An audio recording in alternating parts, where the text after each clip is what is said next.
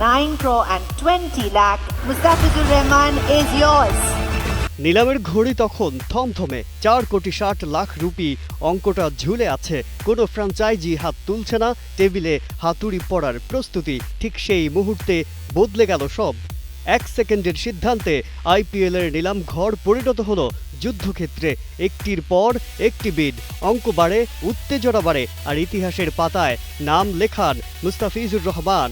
9,20,00,000 rupee আইপিএলের নিলামে বাংলাদেশের কোনো ক্রিকেটারের জন্য সর্বোচ্চ মূল্য। শেষ পর্যন্ত ঝড় তুলে বাংলাদেশের অভিজ্ঞ বাঁহাতি পেসারকে দলে টানল কলকাতা নাইট রাইডার্স। এটা শুধু দাম নয়, এটি স্বীকৃতি, স্লোয়ার কাটার আর ম্যাচের চাপ সামলানোর ক্ষমতার প্রতি বিশ্বাসের দাম। এর আগেও রেকর্ড ছিল মুস্তাফিজেরই।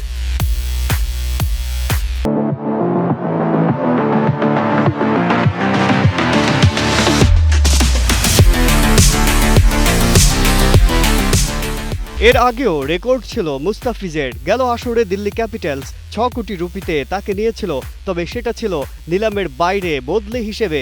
এবার কোনো ব্যাখ্যা নেই, কোনো শর্টকাট নেই, খোলা নিলামের টেবিলে জয়। 2 কোটি রুপি ভিত্তিমূল্য নিয়ে পেসারদের দ্বিতীয় সেটে ছিলেন মুস্তাফিজ। মূল নিলাম শেষে অ্যাক্সিলারেটেড রাউন্ডে যখন তার নাম ডাকা হয়, তখনই বোঝা যাচ্ছিল এটা সহজ হবে না। চেন্নাই ও দিল্লির লড়াইয়ে উত্তাপ ছড়ালেও শেষ মুহূর্তে ঢুকে পড়ল কলকাতা। কয়েক দফা বিরতি, টিম টেবিলে ফিসফিস, সব শেষে শাহরুখ খানের দলের জয়। আইপিএলে এটি হবে মুস্তাফিজের নবম আসর। এর আগে 5টি দলের হয়ে 60 ম্যাচে 65 উইকেট।